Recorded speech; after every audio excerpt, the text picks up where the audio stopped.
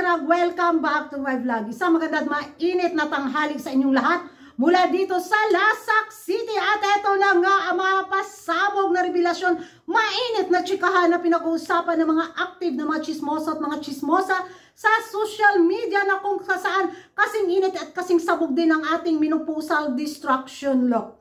Dahil mga karag-karag, tiyak nakikiligin kayo sa latest revelasyon ni dating Miss Universe Dominican Republic 2022 si Andrea ba, na kung saan nakapasama siya dati sa top 5, di ba, sa Miss Universe 2022, na kung saan may pa-early favorite siya mga karag-karag. At maging masaya kayo, maging happy din kayo kagaya ko nung mabasa ko bitaw yung nasa kanyang mga listahan, sa kanyang pa-live, sa kanyang early favorites sa Miss Universe 2024 sa Mexico, na kung saan, yes, napansin ang ganda ni Chelsea Manalo mga karag-karag.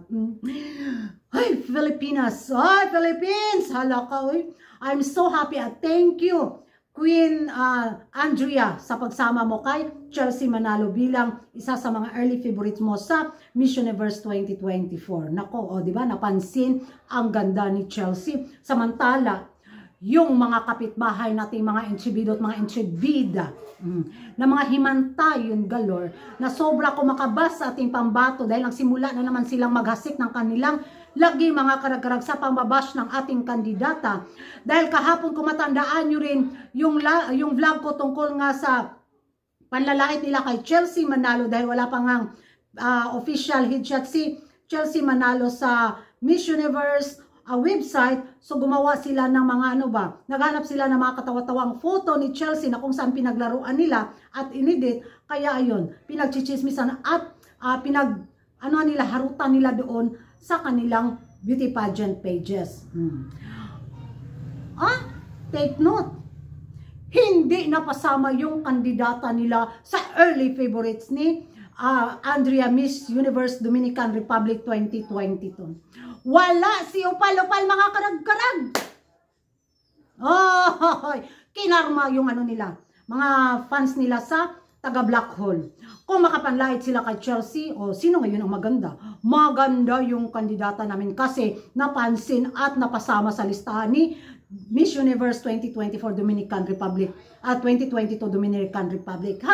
Where is your Opal? Where is your Opal? Wala. Di ba? Kung makapanglait sila sa picture ni Chelsea Manalo sa headshot mga karag-karag na real ba daw or fake? Wag kami. Not us taga Black Hole. Fake sa inyong kamata? Fake or real ba daw yung naging pa-headshot na picture ni Chelsea Manalo? Masakit tanggapin yung katotohanan na mas maganda talaga ang beauty ni Chelsea kasi walang halong formalin tinusok sa kanyang face lang. Sa gigil din ng mga beauty pageant lovers na tagapin sa mga karag-karag dahil nagsimula na nga silang mangbash kay Chelsea Manalo, ayun, nagantihan sila. Nagtaplaka na yung mga dating hitsura ng kanilang kandidata na hindi makilala sa ngayon. Sino ngayong katawa-tawa? Sino ngayong kinarma?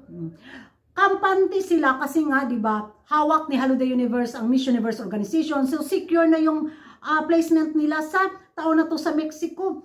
Nag-aabang lang talaga ako mga karag-karag na mag-iba ang sirkulasyon ng ihip, ng hemoglobin, at sirkulasyon ng matris ni Hello the Universe at iligwak niya sa placement si upal-upal nila. Magkatawa jud ko. Pikatan jud na ako sila sa akong tigol nga lagom.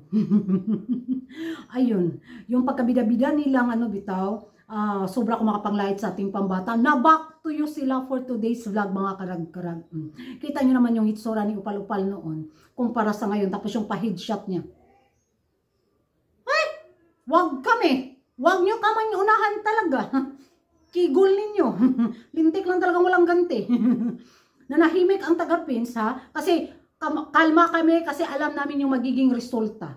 Alam namin kung ano yung maging placement ni Chelsea Manalo. Kung makapasok man kami sa highest placement, kung makausad man kami, big na talaga. Congratulations na talaga sa aming pambato. Kasi ayaw namin mag-expect para hindi kami masaktan at hindi manumbalik yung sakit dati kay Michelle D.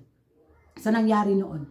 Kaya wag nyo na i-bash yung kandidato. Don't bash Chelsea Manalo. Focus on your candidate. If you think your candidate have a strong presence and have a strong beauty, then go on. left side and go to the right side. Ganon. Why so threatened? Gosh! Why so afraid? Because Chelsea Manalo is more beautiful than your candidate. Oh, come on. Guys, kaigat ni Kuragan. So, yan ang mga kanagkaraga, mga latest na mga chikahan galore na pinagbabardagulan sa social media na isi-share ko lang din sa inyo itong mga latest na mga kaganapan. Baka busy kayo sa inyong pangkabuhayan, showcase para sa inyong ekonomiya din, kagaya ko. Nako, comment down below mga karag-karag kung may mga latest din kayo mga pachika na pagchichismisan natin. Ano yung magiging komento nyo mga karag-karag na napasama si Chelsea Manalo sa early favorites sa Miss Dominican Republic 2022 Andrea sa kanyang listahan. At anong masasabi nyo na napa-fake or real ang ating mga kapitbahay na taga Black Hole sa pa-headshot ni Chelsea Manalo? Mag-ingay tayo sa comment section at kung hindi ka pa nakapag-subscribe sa YouTube channel ko, don't forget to like and subscribe. Kuragan karaga, babae, lagi nagkaragaragan. See you in my next vlog. Bye-bye!